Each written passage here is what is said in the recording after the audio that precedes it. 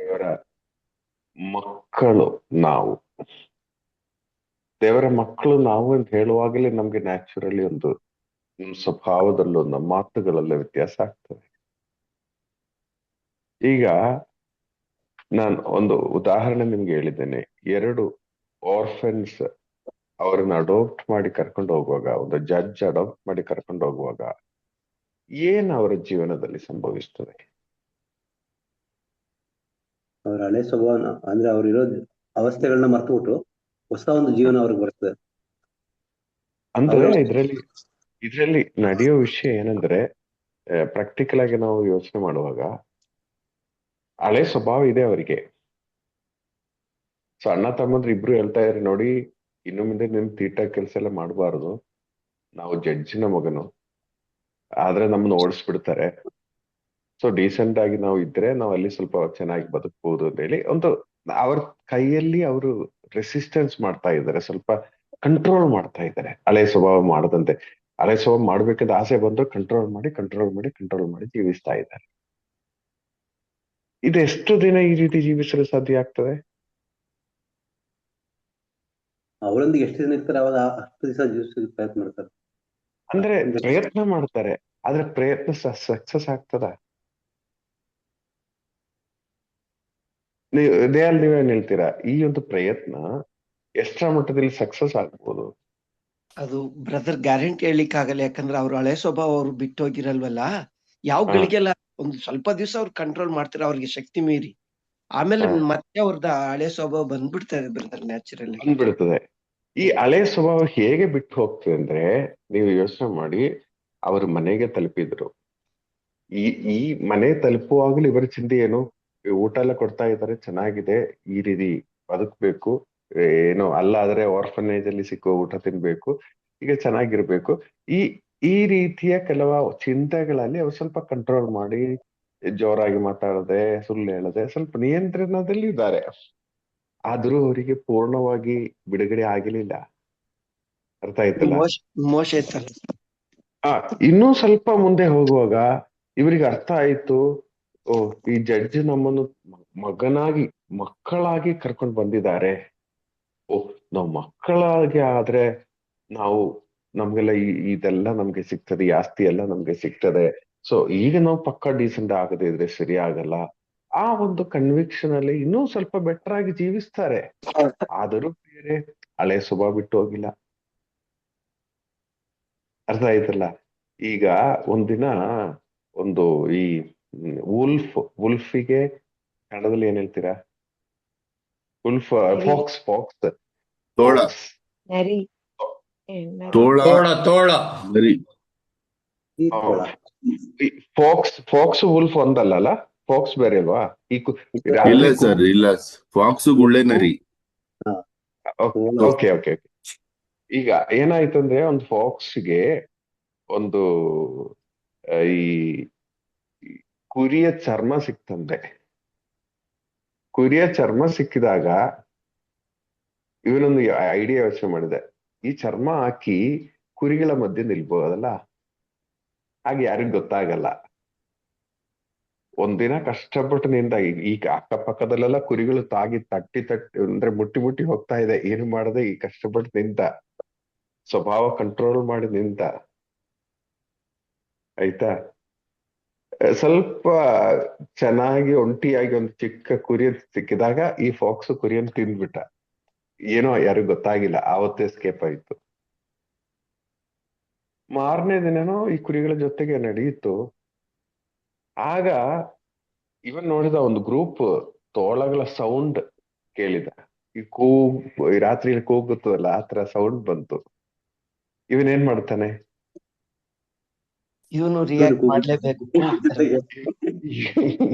ಇವನು ಅದೇ ರೀತಿ ಕೂಗಲು ಪ್ರಾರಂಭಿಸಿದ. ಆಗ ಅರ್ಥ ಆಯ್ತು, ನೋಡಿ ಇವನ್ ಯಾರು?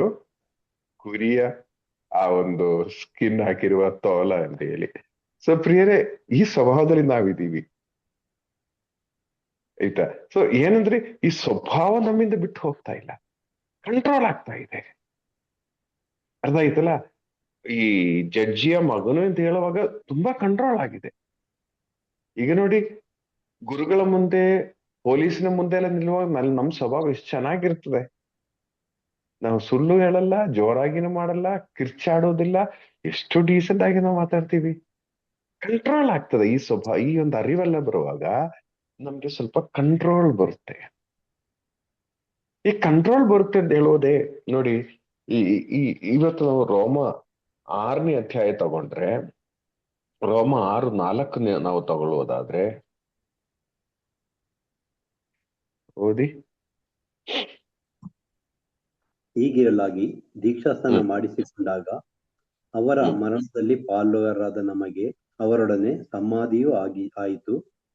ಹ್ಮ್ ಆದುದರಿಂದ ತಂದೆಯ ಮಹಿಮಾ ಶಕ್ತಿಯಿಂದ ಕ್ರಿಸ್ತ ಯೇಸು ಮರಣದಿಂದ ಪುನರುತ್ಥಾನ ಹೊಂದಿದಂತೆಯೇ ನಾವು ಸಹ ಹ್ಮ್ ಹೊಸ ಜೀವನವನ್ನು ಹೊಂದಿ ಬಾಳುತ್ತೇವೆ.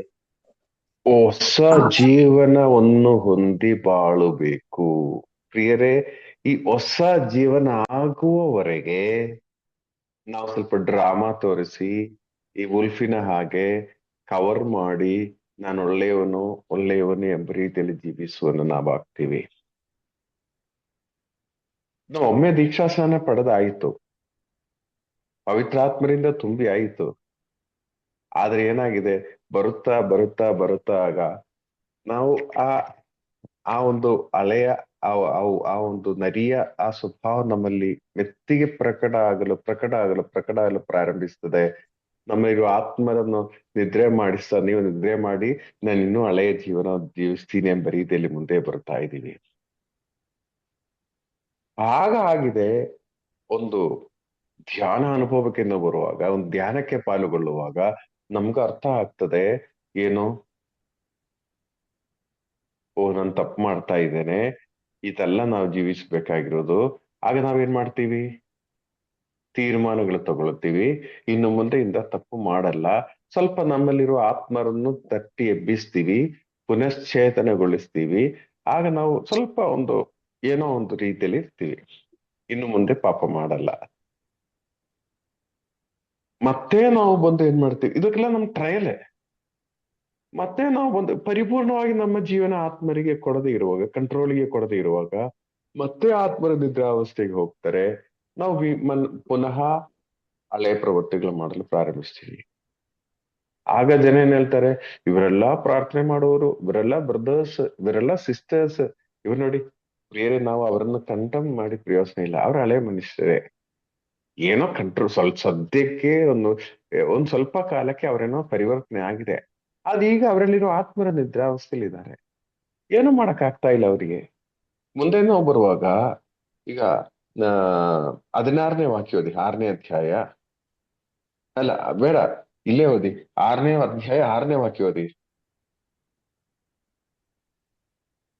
ನಮಗೆ ತಿಳಿದಿರುವಂತೆ ಪಾಪಾಧೀನವಾದ ನಮ್ಮ ಸ್ವಭಾವವು ನಾಶವಾಗುವಂತೆಯೂ ಇನ್ನು ಮುಂದೆ ನಾವು ಪಾಪಕ್ಕೆ ದಾಸರಾಗಿರದಂತೆಯೂ ಹ್ಮ್ ಯೇಸು ಕ್ರಿಸ್ತರೊಡನೆ ನಮ್ಮ ಹಳೆಯ ಸ್ವಭಾವವನ್ನು ಶಿಲುಬೆಗೆ ಜಡಿಯಲಾಗಿದೆ. ಈ ಕಾರ್ಯ ಆಗಬೇಕು. ನಮ್ಮ ಹಳೆಯ ಸ್ವಭಾವ ಇದೆಯಲ್ಲ, ಆ ಕೂಗಾಡುವ, ಆ ನರಿ ಕೂಗುವ ಆ ಸ್ವಭಾವ ನಾವು ತೆಗಿಬೇಕು. ಈಗ ಈ ನರಿಯಲ್ಲಿರುವ ಈ ಸ್ವಭಾವ ಹೋಗ್ಬಿಟ್ರೆ ಏನಾಗ್ತದೆ, ಒಂದ್ ಕುರಿ ಆಗ್ತದೆ. ಇದು ಕಂಪ್ಲೀಟ್ ಆಗಿ ಹೋಗ್ಬೇಕು. ಹೊರಗಡೆ ಕವರ್ ಮಾಡಿದ್ರೆ ಪ್ರಯೋಜನ ಇಲ್ಲ. ನಾವೆಲ್ಲ ಜೀವಿಸುವುದು ಈ ಒಂದು ಕವರಿಂಗ್ ಅಲ್ಲಿ ನಾವು ಜೀವಿಸ್ತಾ ಇದ್ದೀವಿ. ಒಂದು ಶುಗರ್ ಕೋಟಿಂಗ್ ಅಂತ ಹೇಳ್ತೀವಲ್ಲ, ಈ ಅವಸ್ಥೆಯಲ್ಲಿ ನಾವು ಜೀವಿಸ್ತಾ ಇದ್ದೀವಿ. ಇದು ಹೋಗಲಾಡಿಸಲಾಗಿದೆ. ಯೇಸುಸ್ವಾಮಿ ಮನುಷ್ಯನಾಗಿ ಬಂದಿರುವುದು, ಮನುಷ್ಯನಾಗಿ ತನ್ನ ಶರೀರವನ್ನು ಶಿಲುಬೆಗೆ ಜಡಿಯಲ್ಪಡುವ ಅವಸ್ಥೆಗೆ ತಂದಿರುವುದು. ಆ ಮರಣದಲ್ಲಿ ನಾವು ಪರಿಪೂರ್ಣವಾಗಿ ನಾವು ವಿಶ್ವಾಸಿಸುವಾಗ, ಓಕೆ, ಇದರಲ್ಲಿ ಏನಂದ್ರೆ ಸ್ವಲ್ಪ ಅಂದ್ರೆ ನಮ್ಮ ಪ್ರವೃತ್ತಿಯಿಂದಲ್ಲ ನಮ್ಮ ರಕ್ಷಣೆ ಆಗಿರುವುದು. ಆದ್ರೆ ಏನಂದ್ರೆ ಸ್ವಲ್ಪ ನಾವು ಅದಕ್ಕೆ ಟ್ಯೂನ್ ಆಗ್ಬೇಕು. ಈಗ ನಾವು ಈ ಒಂದು ಧ್ಯಾನ ಅನುಭವಕ್ಕೆ ಈ ಮುಂಜಾನೆ ಎದ್ದು ನಾವು ರೆಡಿಯಾಗಿ ಬರ್ಬೇಕು. ಇದೇ ನಾವು ಮಾಡ್ಬೇಕಾಗಿರೋದು. ನಮ್ ಪ್ರವೃತ್ತಿ ಅಂತ ಹೇಳೋದೇನು, ನಾವು ಆ ಒಂದು ದೇವರ ವಾಕ್ಯಕ್ಕೆ ಎಕ್ಸ್ಪೋಸ್ ಆಗಿರ್ಬೇಕು ಅಷ್ಟೇ. ನಾವು ಬಲಿಪೂಜೆಗೆ ಹೋಗಲು, ಸಂಸ್ಕಾರಗಳು ಸ್ವೀಕರಿಸಲು ನಾವು ಹೋಗಕ್ಕೆ ತಯಾರಾಗಬೇಕು. ಆ ಒಂದು ಹಾರ್ಡ್ ವರ್ಕ್ ನಾವು ನಮ್ಮ ಕಡೆಯಿಂದ ಮಾಡ್ಬೇಕು. ಎಲ್ಲಾ ದೇವರು ಮಾಡ್ತಾ ಇದ್ರೆ ಸುಮ್ಮನೆ ಇದ್ರೂ ಆಗಲ್ಲ.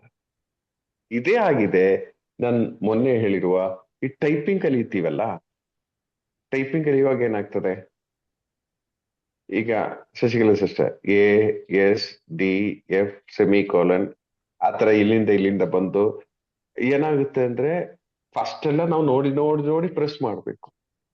ಒಂದೊಂದು ನಾನು ಲಾಸ್ಟ್ ವೀಕ್ ಹೇಳಿದ್ದೇನೆ ಇದು, ನೋಡಿ ನೋಡಿ ನೋಡಿ ಪ್ರೆಸ್ ಮಾಡ್ಬೇಕು. ಎಷ್ಟ್ ದಿನ? 1 ತಿಂಗಳು ಆಗುವಾಗ ನೀವು ಅಲ್ಲಿ ನೋಡಿ ಇಲ್ಲಿ ನೋಡಿ ಟೈಪ್ ಮಾಡಬಹುದು, ನೋ ಪ್ರಾಬ್ಲಮ್. ನ್ಯಾಚುರಲ್ ಆಗಿ ನಿಮ್ ಫಿಂಗರ್ಸ್ ಅಲ್ಲಿಗೆ ಬರುತ್ತೆ. ಪ್ರಿಯರೇ, ನಾನು ಹೇಳೋದೇನೆಂದ್ರೆ ಈಗ ನೋಡಿ ನೋಡಿ ಟೈಪ್ ಮಾಡೋ ಪ್ರಾಸೆಸ್ ಅಲ್ಲಿ ನಾವು ಆಗಿದ್ದೇವೆ. ಇದು ಓಕೆ, ಇದು ಇದು ಹೇಗೆ ಅಂದ್ರೆ ನೋಡಿ, ನೋಡಿ ನಮ್ಮನ್ನು ಇವರು ಮಕ್ಕಳಾಗಿ ಸ್ವೀಕರಿಸಿದ್ದಾರೆ, ನಾವು ಜಡ್ಜ್ ಮನೆಗೆ ಹೋಗ್ತಾ ಇದೀವಿ. ಸೊ ಈಗ ನಾವು ಸ್ವಲ್ಪ ಕಂಟ್ರೋಲ್ ಆಗಿರ್ಬೇಕು, ಸುಳ್ಳು ಹೇಳಬಾರ್ದು, ಕಿರ್ಚಾಡಬಾರ್ದು. ಇದೆಲ್ಲ ನಾವು ನೋಡಿ ನೋಡಿ ನಮ್ಮನ್ನು ನಿಯಂತ್ರಿಸುವ ಕಾರ್ಯಗಳು. ಆದ್ರೆ ಇದು ಶಾಶ್ವತ ಅಲ್ಲ. ಈ ಕಡೆ ಹೋಗುವಾಗ ಎಲ್ಲೋ ಹೋಗ್ತದೆ. ಕೆಲವೊಮ್ಮೆ ಈ ಮಿಷಿನ್ ಅಲ್ಲಿ ಏನಾದ್ರು ಪ್ರಾಬ್ಲಮ್ ಇದ್ರೆ, ಮೊಬೈಲ್ ಅಲ್ಲಿ ಏನಾದ್ರು ಪ್ರಾಬ್ಲಮ್ ಇದ್ರೆ, ನಾವು ಪ್ರೆಸ್ ಮಾಡುವಾಗ B ಬರುತ್ತದೆ. ನೋಡಿದ್ರೆ ಯಾವತ್ತಾದ್ರು ಮೊಬೈಲ್ ಅಲ್ಲಿ ಸ್ವಲ್ಪ ಆ ಸ್ಕ್ರೀನ್ ಅಲ್ಲಿ ಏನಾದ್ರು ಸಮಸ್ಯೆ ಇದ್ರೆ ನಾವು ಪ್ರೆಸ್ ಮಾಡೋದಲ್ಲ, ಅಲ್ಲಿ ಬರೋದು ಬೇರೆ ಏನೋ ಬರುತ್ತದೆ. ಈ ಪ್ರಾಬ್ಲಮ್ ಎಲ್ಲ ಇದೆ, ಸಾಫ್ಟ್ವೇರ್ ಪ್ರಾಬ್ಲಮ್ ಎಲ್ಲ ಇದೆ. ಸೊ ಪ್ರಿಯರ್ ಏನಾಗುತ್ತೆ ಅಂದ್ರೆ, ಈ ಟೈಪ್ ಮಾಡಿ ನಾವು ನೋಡಿ ಟೈಪ್ ಮಾಡೋದು ಶಾಶ್ವತ ಅಲ್ಲ. ಯಾರು ಕೆಲಸ ಕೊಡಲ್ಲ ನೋಡಿ ಟೈಪ್ ಮಾಡುವಾಗ. ಹೇಗೆ ಟೈಪ್ ಮಾಡುವಾಗ ಕೆಲಸ ಸಿಗ್ತದೆ? ನೋಡದೆ ಟೈಪ್ ಮಾಡೋ, ಅಲ್ಲೂ ನೋಡಿ ಇಲ್ಲಿ ನೋಡಿ ಅವ್ರು ಹೇಳೋದ್ ಪ್ರಕಾರ ಟೈಪ್ ಮಾಡಲು ಪ್ರಾರಂಭಿಸುವಾಗ ನಮ್ಗೆ ಏನೇ ಸಿಚುವೇಶನ್ ಇರ್ಲಿ ನಿಮ್ ಕೈ ಅಲ್ಲಿಗೆನೆ ಹೋಗೋದಾದ್ರೆ ನಿಮ್ಗೆ ಕೆಲಸ ಸಿಗ್ತದೆ. ಇದೇ ರೀತಿಯಲ್ಲಿ ಪ್ರಿಯರೇ, ನಮ್ಮ ಬೆರಳುಗಳನ್ನು ನಾವು ಟ್ರೈನಿಂಗ್ ಕೊಡ್ತಾ ಇದ್ದೀವಿ. ಅದೇ ರೀತಿಯಲ್ಲಿ ನಮ್ಗೆ ಟ್ರೈನಿಂಗ್ ಕೊಡುತ್ತಾ, ನೀವ್ ಏನ್ ಬೇಕಾದ್ರೆ ಹೇಳಿ, ನಾನು ಈ ಸ್ವಭಾವದಿಂದ ಬದಲಾವಣೆ ಆಗುವುದೇ ಇಲ್ಲ, ನಮ್ ಕೈಗಳು ಅಲ್ಲಿಗೇನೆ ಹೋಗುವುದು. ಸುಳ್ಳು ಹೇಳಿ ಅಂತ ಹೇಳಿದ್ರು ನನ್ ಸುಳ್ಳು ಹೇಳಕ್ ಆಗಲ್ಲ. ಈ ಒಂದು ನೇಚರ್ಗೆ ನಾವು ಬಂದ್ಬಿಡ್ಬೇಕು.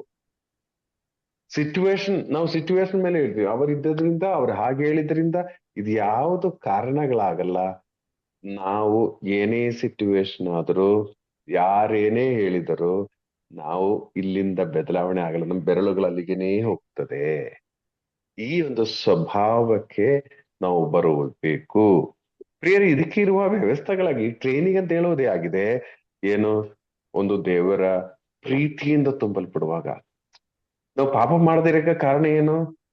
ದೇವರು ನಮ್ಮನ್ನು ಪ್ರೀತಿಸ್ತಾರೆ, ಅದರಿಂದ ನಾವು ಪಾಪ ಮಾಡಬಹುದು.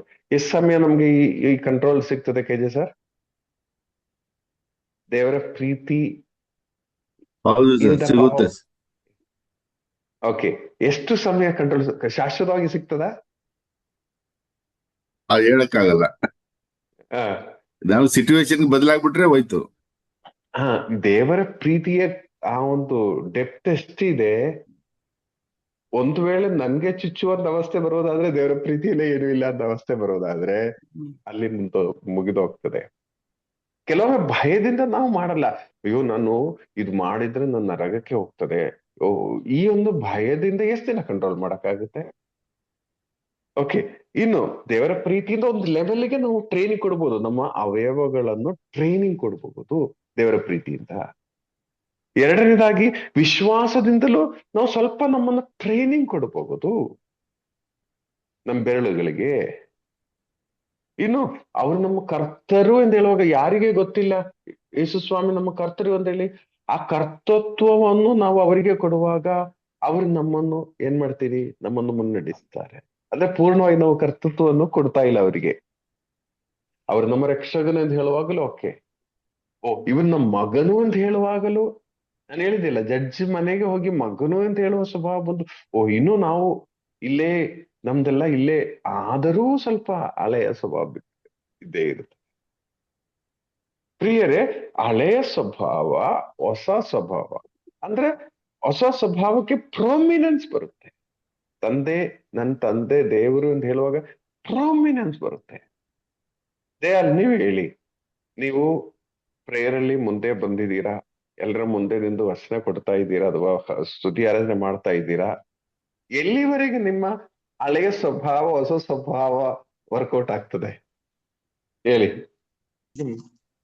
ಬ್ರದರ್, ನಾನು ಎಲ್ಲಿವರೆಗೆ ಇಷ್ಟಿಕ್ಕ ನಾನು ಇದನ್ನ ನಾನು ಮಾಡ್ಲೇಬೇಕು ನನಗೆ ಒಂದು ಆತ್ಮದಾಹ ಇರ್ತದೆ, ಅಲ್ಲಿವರೆಗೆ ಇರ್ತೇನೆ. ನಾನು ಆಮೇಲೆ ಹೇಳ್ತೀನಿ, ಹ, ನೀವು ಗುರುಗಳ ಮುಂದೆ ನಿಲ್ಲುವಾಗ, ಸಿಸ್ಟರ್ಸ್ಗಳ ಮುಂದೆ ನಿಲ್ಲುವಾಗ ನಿಮ್ಮಷ್ಟು ಒಳ್ಳೆ ವ್ಯಕ್ತಿನೇ ಇರಲ್ಲ. ಖಂಡಿತ ಬ್ರದರ್. ನೀವು ಮನೆಗೆ ಬರುವಾಗ ಟೈಗರ್ ಮನೆಗೆ ಆಗ್ಬಿಟ್ಟಿರ್ತೇನೆ ನಾನೇ. ಆ, ಹಳೆ ಇದೇನೆ ಆ ವುಲ್ಫ್ ಆಗ್ತೀವಿ, ಇಲ್ಲೆಲ್ಲ ಕುರಿ ಮರಿ ಆಗ್ತೀರಾ. ಹಾಗಾದ್ರೆ ನಿಮ್ಮ ಹಳೆ ಸ್ವಭಾವ ಕಂಟ್ರೋಲ್ ಮಾಡುವ ಕಾರಣ ಏನು? ಭಯ. ಸುಮ್ನೆ ಅದು ನಾಟಕ, ಅದೊಂದು ಅದ ಭಯ ಪ್ರೇಯರ್. ಇವ್ರೇನು ಯೋಚನೆ ಮಾಡ್ತಾರೆ, ಇವ್ರೇನು ಯೋಚನೆ ಮಾಡ್ತಾರೆ ಅಲ್ಲ. ಇದೆಲ್ಲ ಅಂತಂದ್ರೆ ಒಂಥರ ಭಯದಿಂದ ಆಗುವ ಕಾರ್ಯ ಶಾಶ್ವತವಲ್ಲ. ಭಯದಿಂದ ನಾನು ಮೊನ್ನೆ ಲಾಸ್ಟ್ ವೀಕ್ ಹೇಳಿದಿಲ್ಲ, ಜೈಲ್ ಮಿನಿಸ್ಟ್ರಿಗೆ ಹೋದ ವ್ಯಕ್ತಿ, ನಿಮ್ಗೆ ಧೈರ್ಯ ಇತ್ತು ಅದರಿಂದ ನೀವು ಮಾಡಿದೀರಾ, ನಮ್ಗೆ ಧೈರ್ಯ ಇಲ್ಲ ಅದರಿಂದ ನಾವು ಈ ಕೆಲಸ ಮಾಡಿಲ್ಲ. ಈ ಕೆಲಸ ಮಾಡ್ಬೇಕಂತೆಲ್ಲ ಆಸೆ ನಮಗೂ ಇತ್ತು, ಸ್ವಲ್ಪ ಆಸ್ತಿ ಎಲ್ಲ ಕದಿಯಬೇಕಂತ ಆಸೆ ನಮಗೂ ಇತ್ತು, ಆದ್ರೆ ನಮ್ಗೆ ಸ್ವಲ್ಪ ಭಯ ಇತ್ತು, ಅದರಿಂದ ನಾವು ಮಾಡಿಲ್ಲ. ನಿಮ್ಗೆ ತುಂಬಾ ಧೈರ್ಯ ಇತ್ತು, ನೀವು ಮಾಡಿದ್ರೆ ನೀವು ಏನ್ ದೊಡ್ಡ ವ್ಯತ್ಯಾಸ ಏನು ಇಲ್ಲ ಎಂಬ ರೀತಿಯಲ್ಲಿ ಅವ್ರು ಹೇಳ್ತಾ ಇದ್ದಾರೆ. ಜೈಲ್ ಮಿನಿಸ್ಟ್ರಿ ಇಲ್ಲಿ ಹೋದ ವ್ಯಕ್ತಿ ಅವರಿಗೆ ಮಿನಿಸ್ಟ್ರಿ ಮಾಡುವಾಗ ಈಗ ಹೇಳ್ತಾ ಇದ್ದಾರೆ. ನೀವು ಯೋಚನೆ ಮಾಡಿ, ದುಂದುದಾರನ ಮಗನ ಅಣ್ಣ, ಅವನ ಆ ಸ್ವಭಾವ ಸ್ವಲ್ಪ ನಾವು ನೋಡೋದಾದ್ರೆ, ಲೂಕನ ಶುಭ ಸಂದೇಶ 15ನೇ ಅಧ್ಯಾಯ 29ನೇ ವಾಕ್ಯ ಓದಿ. ಅವನಿಗೂ ತಮ್ಮನ್ ತರನೇ ಮಜಾ ಮಾಡೋ ಆಸೆ ಇತ್ತು, ಆದ್ರೂ ನಾನ್ ಕೇಳಲಿಲ್ಲ ಅಂತೆಲ್ಲ ಹೇಳ್ತೇನೆ ಬ್ರದರ್. ಅವನು ಒಳಗಡೆ ಭಯ. ಇದೆ ಅವನೇ ಹ್ಮ್. ನೋಡಿ, ನಾನು ಇಷ್ಟು ವರ್ಷಗಳಿಂದ ನಿಮಗೆ ಗುಲಾಮನಂತೆ ಸೇವೆ ಮಾಡುತ್ತಿದ್ದೇನೆ, ಹ್ಮ್ ನಿಮ್ಮ ಮಾತನ್ನು ಎಂದೂ ಮೀರಿಲ್ಲ. ಆದರೂ ಹ್ಮ್ ನಾನು ನನ್ನ ಸ್ನೇಹಿತರೊಡನೆ ಹಬ್ಬ ಮಾಡಲು ಒಂದು ಆಡು ಮರಿಯನ್ನು ಕೂಡ ನೀವು ಕೊಟ್ಟಿಲ್ಲ. ಇವನಿಗೂ ಆಸೆ ಇತ್ತು, ಸ್ನೇಹಿತರೊಂದಿಗೆ ಹಬ್ಬ ಮಾಡ್ಬೇಕು, ಜೋಲಿಯಾಗಿ ಮಸ್ತಿ ಮಾಡ್ಲಿಕ್ಕೆ ಆಸೆ. ಜೀವಿಸ್ಬೇಕೆಂದೆಲ್ಲ ಆಸೆ ಇತ್ತು ಇವನಿಗೆ. ಅಪ್ಪನಿಗೆ ಹೇಗೆ ಹೇಳಕ್ ಆಗ್ತದೆ, ಧೈರ್ಯ ಇರ್ಲಿಲ್ಲ ಇವನಿಗೆ. ಚಿಕ್ಕವನಿಗೆ ಸ್ವಲ್ಪ ಫ್ರೀಡಮ್ ಇತ್ತು, ಅವನ ಅಪ್ಪನಿಗೆ, ಅಪ್ಪ ನನ್ಗೆ ಆಸ್ತಿ ಕೊಡಿ, ನನ್ಗೆ ಜೋಲಿ ಮಾಡ್ಬೇಕಂದೇಳಿ. ವ್ಯತ್ಯಾಸ ಇಷ್ಟೇನೆ. ಪ್ರೇಯರಲ್ಲಿ ಇರುವವರು, ಪ್ರೇಯರಲ್ಲಿ ಇಲ್ದೇ ಇರುವವರ ವ್ಯತ್ಯಾಸ ಇಷ್ಟೇನೆ. ಅವರು ಸ್ವಲ್ಪ ಭಯಪಟ್ಟು ಏನೋ ನಿಯಂತ್ರಿಸಿ ಏನ್ ಯೋಚನೆ ಮಾಡ್ತಾರೆ, ನಾನು ಪ್ರೇಯರಲ್ಲಿ ಇದ್ದೇನಲ್ಲ, ಬೇರೆಯವ್ರು ಏನ್ ಯೋಚನೆ ಮಾಡ್ತಾರೆ, ಈ ಅವಸ್ಥೆಯಲ್ಲಿ ಮುಂದೆ ಹೋಗ್ತಾರೆ. ಪ್ರೇಯರ್ಲಿ ಇಲ್ದೇ ಇರೋರಿಗೆ ಯಾರನ್ನ ಅದನ್ನು ಪ್ರೇಯರ್ ಅಲ್ಲಿ ಇರ್ಲಿ, ನಾವೊಬ್ರು ಪ್ರೀಸ್ಟ್ ಅನ್ನೋದು ಕೂಡ ತಲೆಗಿಟ್ಕೊಳ್ದೆ. ನಾನು ಹೇಳೋದು ಆ ಒಂದು ಆ ಶುಗರ್ ಕೋಟಿಂಗ್ ಇದೆಯಲ್ಲ, ಹೀಗೋ ಸಿಚುವೇಶನ್ ನೋಡಿ ಬೇರೆ ಈ ಅವಸ್ಥೆಯಿಂದ ನಾವು ಮುಂದೆ ಹೋಗಿದೀವ ಇಲ್ವೋ. ನಾನು ಹೇಳುವುದು, ದಯಾಲ್, ಈವನ್ ನೀವು ಮನೆಗೆ ಬಂದಾಗಲೂ ಸಿಸ್ಟರ್ ಅಥವಾ ಫಾದರ್ ಮುಂದೆ ನಿಲ್ಲುವ ಸ್ವಭಾವ ತೋರ್ಸಕ್ಕಾಗುತ್ತಾ? ಖಂಡಿತ ಇಲ್ಲ ಅದಾದರೆ ಅದಾದ್ರೆ ಮಾತ್ರ. ನಿಮ್ಮಲ್ಲಿ ಒಂದು ಟ್ರಾನ್ಸ್ಫಾರ್ಮೇಶನ್ ಆಗಿದೆ ಅಂತ ಅರ್ಥ. Yes. ಓಹ್, ನನ್ ಮಕ್ಕಳು ನೋಡ್ತಾರೆ, ನಾನ್ ಮಾಡುವ ಈ ಮಾತು ಅವರು ಕೇಳ್ತಾರೆ. ಅದು ಬರುತ್ತಾ ಬರುತ್ತಾ ಟ್ರೈನಿಂಗ್ ಕೊಡುವಾಗ ಏನಾಗ್ತದೆ, ಇದಕ್ಕೆಂದೆಲ್ಲ ಅಲ್ಟಿಮವಾಗಿ ನಾನ್ ಮಾಡೋದೆಲ್ಲ ದೇವರು ನೋಡ್ತಾ ಇದ್ದಾರೆ. ಯಾವಾಗಲೂ ಅವರ 10,000 ಸೂರ್ಯನಿಗಿಂತ ಪ್ರಕಾಶ ಇರುವ ದೇವರು ನಮ್ಮ ಚಿಂತಗಳು ಸಹ ಅವರು ಯೋಚನೆ ಅವ್ರಿಗೆ ಕಂಡು ಹಿಡಿತಾರೆ. ಸೊ ಯಾವ ಟೈಮಲ್ಲೂ ಯಾವ ಸಿಚುವೇಶನ್ ಆದ್ರೂ ನಾವು ಸ್ಟಡಿಯಾಗಿ ನಿಲ್ಲಕ್ಕೆ ಸಾಧ್ಯವೋ ಆಗ ಮಾತ್ರವೇ. ಅದಕ್ಕೆ ನಮ್ ಕೈಗಳಿಗೆ ಟ್ರೈನಿಂಗ್ ಕೊಟ್ರು, ಕಾಲುಗಳಿಗೆ ಟ್ರೈನಿಂಗ್ ಕೊಟ್ರು, ಕಣ್ಣುಗಳಿಗೆ ನಾನಿನ್ನು ಆ ಕಡೆ ನೋಡೋದೇ ಇಲ್ಲ. ಈಗ ಯೂಟ್ಯೂಬ್ ಅಲ್ಲಿ ಇಂಥ ಪಿಕ್ಚರ್ ನೋಡೋದೇ ಇಲ್ಲ. ಕಣ್ಣುಗಳಿಗೆ ನಾವು ಟ್ರೈನಿಂಗ್ ಕೊಡ್ತಾ ಇದೀವಿ, ಆದ್ರೆ ಎಷ್ಟು ದಿನ ಇಂಥ ಮಾತುಗಳು ನಾವು ಆಡುವುದೇ ಇಲ್ಲ, ನಮ್ ನಾಲಿಗೆಯಿಂದ ಇಂಥ ಮಾತುಗಳು ಬರೋದೇ ಇಲ್ಲ. ಎಷ್ಟು ದಿನ ಬೇರೆ ನರಿಗಳು ಕೂಗಾಡುವ ಪ್ರಾರಂಭಿಸಿದಾಗ ಗೊತ್ತಿಲ್ಲದೆ ಈ ನರಿನು ಕೂಗಿದ ಹಾಗೆ ಬೇರೆಯವ್ರು ನಮ್ ನೋಡಿ ಮಾತಾಡುವಾಗ ಗೊತ್ತಿಲ್ಲದೆ ನಮ್ ನಾಲಿಗೆಯಿಂದ ಅದೇ ಪದಗಳು ಬಂದ್ಬಿಡುತ್ತದೆ. ಪ್ರಿಯರೇ, ಇದು ಏನೋ ನಾವು ಕಷ್ಟಪಟ್ಟು ಬದುಕ್ತಾ ಇದ್ದೀವಿ. ಇಲ್ಲಿ ನಾವು ಏನ್ ಮಾಡ್ಬೇಕು, ನಮ್ಮ ಅವಯವಗಳನ್ನು ನಿಯಂತ್ರಿಸುವ ಕೆಲಸ ನಮ್ ಕೈಯಲ್ಲಿ ಆಗಲ್ಲ. ಸುಮಾರು ಒಂದ್ ಲೆವೆಲ್ ಮೀರಿ ಆ ಯೇಸುವಿನ ಮರಣಕ್ಕೆ, ಯೇಸುವಿನ ಶಿಲುಬೆಗೆ ನಮ್ಮ ಅವಯವಗಳು, ನಮ್ಮ ಇಂದ್ರಿಯಗಳು ಜಡಿಯುವ ಅವಸ್ಥೆಗೆ ಬರ್ಬೇಕು. ಆ ಜಡಿದು ಬಿಟ್ರೆ ಯಾರು ಏನೇ ಮಾಡಿದ್ರು ಕೈ ಎತ್ತಕ್ಕಾಗಲ್ಲ, ಹಳೆ ಸ್ವಭಾವ ತೋರಿಸಕ್ಕಾಗಲ್ಲ. ಈ ರೇಂಜಿಗೆ ನಾವು ಬರ್ಬೇಕು. ಈ ರೇಂಜಿಗೆ ನಾವು ಬರುವವರೆಗೆ ಪ್ರಿಯರೇ, ನಾವು ರಕ್ಷಣೆ ಹೊಂದಿದೆ ಎಂದು ಹೇಳಕ್ಕೆ ಸಾಧ್ಯನೇ ಇಲ್ಲ. ನಾವು ಏನಾಗುತ್ತೆ ಅಂದ್ರೆ ಒಂಥರ ಆ ನೀರು ಹರಿಯುವ ಆ ದಾರಿಯಲ್ಲಿ ನಾವು ಹೋಗ್ತಾ ಇದ್ದೀವಿ. ಅರ್ಥ ಆಯ್ತಲ್ಲ? ನಾವು ನಮ್ ಇಷ್ಟ ಇರುವ ರೀತಿಯಲ್ಲಿ ಸ್ವಿಮ್ ಮಾಡಕ್ ಆಗ್ತಾ ಇಲ್ಲ. ನಮ್ಗೆ ಆಸೆ ಇದೆ. ನಾನು ಇನ್ನು ಮುಂದೆ ಜೀವನದ ಸಂತನಾಗಬೇಕಂತ ಆಸೆ ಇದೆ. ಯಾರಿಗಾದ್ರೂ ಆಸೆ ಇಲ್ಲದೆ ಇರೋರಿದಾರ? ಶಶಿಕಲಾ ಸಿಸ್ಟರ್, ನಿಮ್ಗೆ ಆಸೆ ಇದೆಯಾ? ಸಂತರಾಗಿಲ್ಲ ಅಂದ್ರೂ ಕೆಲವು ಅಲ್ಲ, ಆಸೆ ವಿಚಾರಗಳನ್ನ ಇದೆ. ಬಿಡ್ಬೇಕು. ಆಸೆ ಇದೆ, ಇದೆಯಾ? ಆಸೆ ಇದೆ, ಆಸೆ ಆಸೆ ಇದೆ. ಇದೆ. ಆಸೆ ಇದೆ. ಪ್ರಾಬ್ಲಮ್ ಏನಂದ್ರೆ ನಾವ್ ಆ ಕಡೆ ಹೋಗಕ್ ಆಗ್ತಾ ಇಲ್ಲ. ನಾವೀಗಲೂ ಆ ನೀರು ಹರಿಯುವ ಆ ಒಂದಿದ್ರಲ್ಲೇ ನಾವು ಹೋಗ್ತಾ ಇದ್ದೀವಿ. ನಾವು ಫ್ಲೋಟಿಂಗ್ ಆಗಿ ನಾವು ಹೋಗ್ತಾ ಇದ್ದೀವಿ. ಪ್ರಿಯರೇ, ಅದ ಕಾರಣ ಏನಂದ್ರೆ ನಮ್ಮಲ್ಲಿ ಆ ಹೊಸ ಜೀವ ಇಲ್ಲ. ಪವಿತ್ರಾತ್ಮ ನಮ್ಮಲ್ಲಿ ಆಕ್ಟಿವ್ ಆಗ್ತಾ ಇಲ್ಲ. ಪವಿತ್ರಾತ್ಮ ನಮ್ಮಲ್ಲಿ ಆಕ್ಟಿವ್ ಆಗುವಾಗ ಏನಾಗ್ತದೆ? ನಮ್ ಕಂಟ್ರೋಲ್ ಅಲ್ಲ ಪ್ರಿಯರೇ. ಇದು ನಿಜ ಹೇಳ್ತೀನಿ, ನಮ್ಮನ್ನೇ ನಾವು ನಿಯಂತ್ರಿಸಿ ಏನು ಮಾಡ. ಇನ್ನು ಈ 25 ದಿನ ಅಥವಾ 50 ದಿನ ತಪಸ್ಸು ಕಾಲದಲ್ಲಿ ನಾವು ಅದು ಮಾಡಲ್ಲ, ಇದು ಮಾಡಲ್ಲ ಅಂತೇಳಿ ತೀರ್ಮಾನ ತಗೋತೀವಿ. ಏನೋ ಊಟ ತಿನ್ನದೇ ಇರಬಹುದು, ನಾನ್ ವೆಜ್ ತಿನ್ನದೇ ಇರಬಹುದು. ನಿಮ್ ಸ್ವಭಾವದಲ್ಲಿ ಏನಾದ್ರೂ ವ್ಯತ್ಯಾಸ ಮಾಡಕ್ ಆಗ್ತದ? ನೀವು ಯೋಚನೆ ಮಾಡಿ. ನಿಯಂತ್ರಿಸುವುದು ಅಂದ್ರೆ ನಾನು ಹೇಳಿದಿಲ್ಲ, ನಮ್ಮ ಅವಯವಗಳಿಗೆ ನಿಯಂತ್ರಣ ಕೊಡುವುದು. ಊಟ ಮಾಡದೆ ಓಕೆ, ನಾನ್ ವೆಜ್ ತಿನ್ನದೆ ಓಕೆ, ಇದೆಲ್ಲ ಶರೀರಕ್ಕೆ ಸಂಬಂಧಪಟ್ಟ ಕಾರ್ಯ. ಆತ್ಮಕ್ಕೆ ಸಂಬಂಧಪಟ್ಟ ಒಂದು ವಿಷಯ ಕಂಪ್ಲೀಟ್ ಆಗಿ ಫಾಸ್ಟ್ ಮಾಡಕ್ ಆಗ್ತದ ನಮ್ಗೆ 40 ದಿನ? ನಾನು ಸುಳ್ಳು ಹೇಳಲ್ಲ ಅಂತ ತೀರ್ಮಾನಿಸಕ್ ಆಗ್ತದ?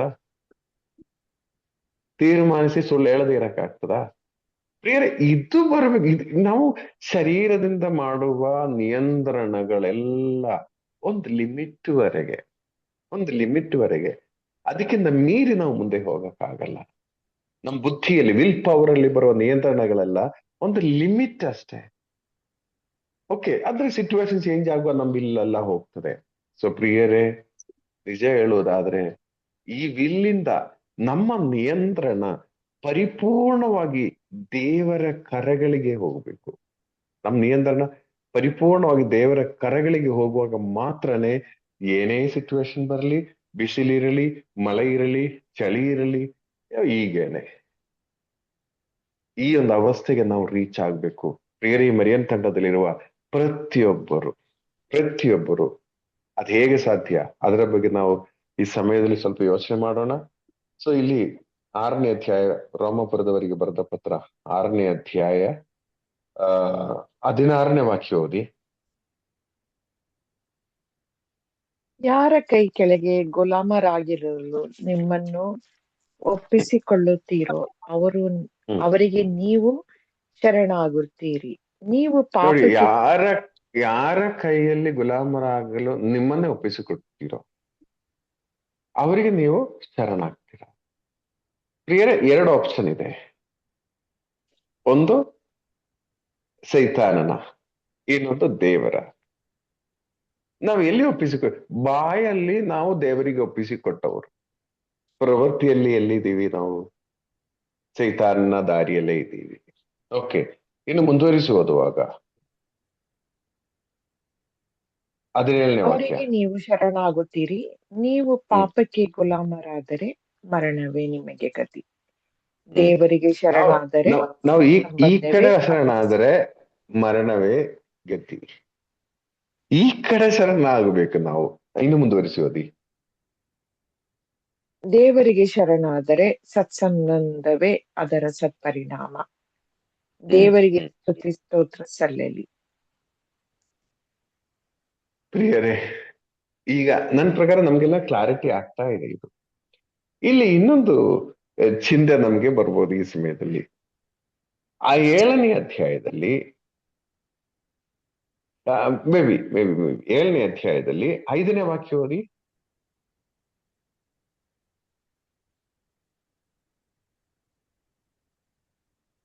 ನಾವು ಶರೀರ ಸ್ವಭಾವಕ್ಕನುಸಾರವಾಗಿ ಬಾಳುತ್ತಿದ್ದಾಗ ಪಾಪಕರವಾದ ದುರಿಚ್ಛೆಗಳು ಧರ್ಮಶಾಸ್ತ್ರದಿಂದಲೇ ಪ್ರಚೋದಿತವಾಗಿ ನಮ್ಮ ಇಂದ್ರಿಯಗಳಲ್ಲಿ ಕಾರ್ಯನಿರತವಾಗಿದ್ದವು. ನೋಡಿ, ನಾವು ಶರೀರ ಸ್ವಭಾವಕ್ಕೆ ಈಗ ಅನುಸಾರವಾಗಿ ಜೀವಿಸಿದಾಗ, ಓಕೆ, ಲೋಕಕ್ಕೆ ಗುಲಾಮರಾಗಿದಾಗ ಏನಾಗಿದೆ? ನಮ್ಮ ಇಂದ್ರಿಯಗಳಲ್ಲಿ ಏನ್ ಬರ್ತಾ ಇತ್ತು? ದುರಿಚ್ಛೆಗಳು. ದುರಿಚ್ಛೆಗಳು ಬರ್ತಾ ಇತ್ತು. ಈ ಇಂದ್ರಿಯಗಳ ದುರಿಚ್ಛೆ ಅರ್ಥ ಆಯ್ತಾ? ಈ ಒಂದು ಶರೀರದ ಸ್ವಭಾವ ಆಕ್ಟಿವ್ ಆಗಿತ್ತು. ಈಗ ನಾವು ಏನ್ ಮಾಡ್ಬೇಕಂದ್ರೆ ಈ ದುರಿಚ್ಛೆಗಳನ್ನು, ಇಂದ್ರಿಯಗಳನ್ನು ದಮನ ಮಾಡಬೇಕು. ಅದಕ್ಕೆ ಈ ಸ್ವಾಮಿ ಬಹಿರಂಗವಾಗಿ ಹೇಳಿದ, ನಿಮ್ ಕಣ್ಣು ನಿಮ್ಗೆ ವಿರುದ್ಧವಾಗಿದೆಯಾ, ಕಣ್ ಕಿತ್ತಿ ಎಸೀರಿ.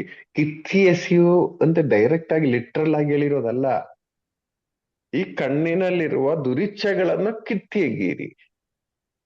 ಕಣ್ಣಿನಲ್ಲಿರೋ ದುರಿಚ್ಛೆ ಅಂತ ಹೇಳುವಾಗ ಪ್ರಿಯರೇ, ನೀವು ಯೋಚನೆ ಮಾಡಿ, ಕೆಲವರಿದ್ದಾರೆ, ಅವ್ರ ನೋಟ ನೋಡುವಾಗಲೇ ಒಂಥರ ಇದೆ, ಓ ಇವರು ನೋಟ ಸರಿ ಇಲ್ಲ ಅಂತ ನಾವು ಹೇಳ್ತೀವಿ. ಅದು ಅವರಲ್ಲಿ ದುರಿಚ್ಛೆ, ಅವರದ್ದು ಪ್ರವೃತ್ತಿ ಅಲ್ಲ ಅದು. ಆ ಕಣ್ಣುಗಳಲ್ಲಿ ಈ ಸೈತಾನನ ಪ್ರವೃತ್ತಿ ಸ್ಟ್ರಾಂಗ್ ಆಗಿ ಆ ಕಂಟ್ರೋಲ್ ಅಲ್ಲಿ ಬಂದ್ಬಿಟ್ಟಿದೆ. ಅವ್ನ ನೋಟ ನೋಡಿ ಸರಿ ಇಲ್ಲಲ್ಲ, ಅವ್ನ ನೋಟ ಸರಿ ಇಲ್ಲಲ್ಲ, ಅವನಾಗಿ ಮಾಡೋದಲ್ಲ, ನ್ಯಾಚುರಲ್ ಆಗಿ, ಅಂದ್ರೆ ಅವನಿಗೆ ಗುಲಾಮನಾಗ್ಬಿಟ್ಟಿದೆ. ಸೊ ಪ್ರಿಯರೇ, ಈ ಅವಸ್ಥೆಯಿಂದ ಏನಾಗ್ತದೆ?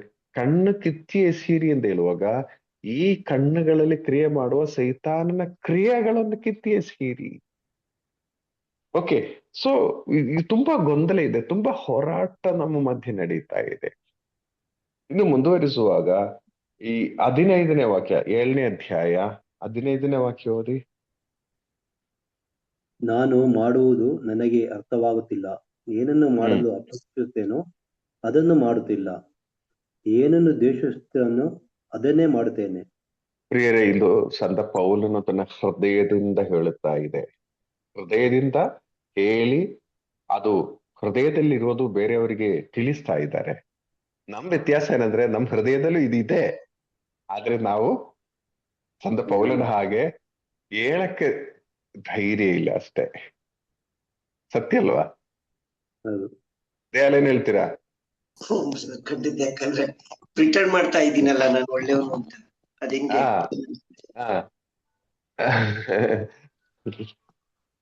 ಬ್ರದರ್, ನಿಮ್ ಮುಖನೇ ಕಾಣ್ತಾ ಇಲ್ಲ ಬ್ರದರ್. ಅದೇ ಅದೇ ಅದೇ ಅದೇ ಅದೇ ಅದೇ ಒಂದ್ ನಿಮಿಷ ಯಾ ನಾವು ಜಸ್ಟ್ ಪ್ರಿಟರ್ನ್ ಮಾಡ್ತಾ ಇದ್ದೀವಿ. ಜಸ್ಟ್ ನಾವು ಪ್ರಿಟರ್ನ್ ಮಾಡಿ ನಾವು ಜೀವಿಸ್ತಾ ಇದ್ದೀವಿ. ಯಾಕೆಂದ್ರೆ ಈ ಏನೋ ನಾವು ತುಂಬಾ ಒಳ್ಳೆಯವರು ಅಂತ ರೀತಿಯಲ್ಲಿ ಪ್ರಿಟರ್ನ್ ಮಾಡ್ತಾ ಇದ್ದೀವಿ. ನಾವ್ ಹೇಳಕ್ ಆಗ್ತಾ ಇಲ್ಲ ನಮ್ಗೆ ಈ ಪ್ರಾಬ್ಲಮ್ ಇದೆ ಅಂತ ಹೇಳಿ, ಆಕ್ಸೆಪ್ಟ್ ಮಾಡಕ್ಕೂ ನಮ್ಗೆ ಆಗ್ತಾ ಇಲ್ಲ. ಆದ್ರೆ ಸಂತ ಪೌಲರು ಆಕ್ಸೆಪ್ಟ್ ಮಾಡ್ತಾ ಇದ್ದಾರೆ. ಇನ್ನು ಮುಂದುವರಿಸಿ ಓದುವಾಗ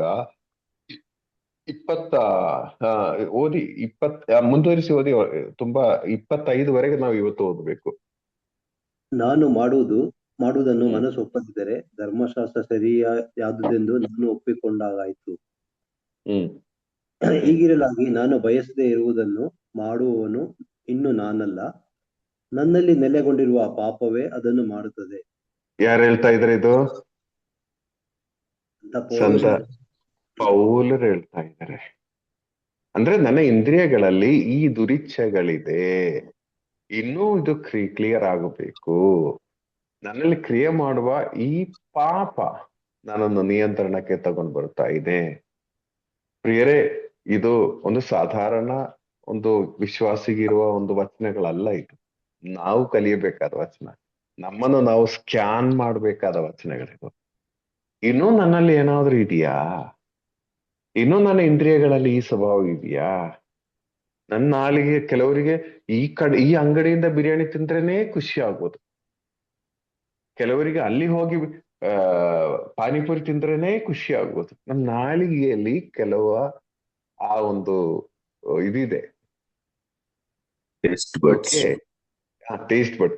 ನಮ್ಮ ಇಂದ್ರಿಯಗಳಲ್ಲಿರುವ ಈ ಒಂದು ಈ ಸಂತ ಫ್ರಾನ್ಸಿಸ್ ಅಸಿಸಿ ಭಿಕ್ಷೆ ಬೇಡಲು ಒಂದೊಂದ್ ಕಡೆ ಹೋಗುವಾಗ ಅವ್ರಿಗೆ ಯಾರಾದ್ರೂ ತುಂಬಾ ಟೇಸ್ಟಿ ಆಗಿರುವ ಊಟ ಕೊಟ್ರೆ ಅವ್ರ ಅದರಲ್ಲಿ ಬೂದಿ ಹಾಕಿ ತಿಂತಾ ಇದ್ರಂತೆ. ನಾನು ಇನ್ನು ಈ ರೂಟ್ ಅಲ್ಲಿ ಬರಂಗಿಲ್ಲ, ಈ ಟೇಸ್ಟ್ ನೋಡಿ ನಾನು ಈ ರೂಟ್ ಅಲ್ಲಿ ಭಿಕ್ಷೆ ಬೇಡಕ್ಕೆ ಬರೋದು ಸರಿ ಇಲ್ಲ. ನನ್ನ ನಾಲಿಗೆ ಅದಕ್ಕೆ ಅಡಿಕ್ಟ್ ಆಗಬಾರ್ದು. ಟೇಸ್ಟ್ ಕಡಿಮೆ ಮಾಡಿ ತಿಂತಾ ಇದ್ರಂತೆ. ಶಶಿಕಲಾ ಸಿಸ್ಟರ್ ಹೇಳಿ.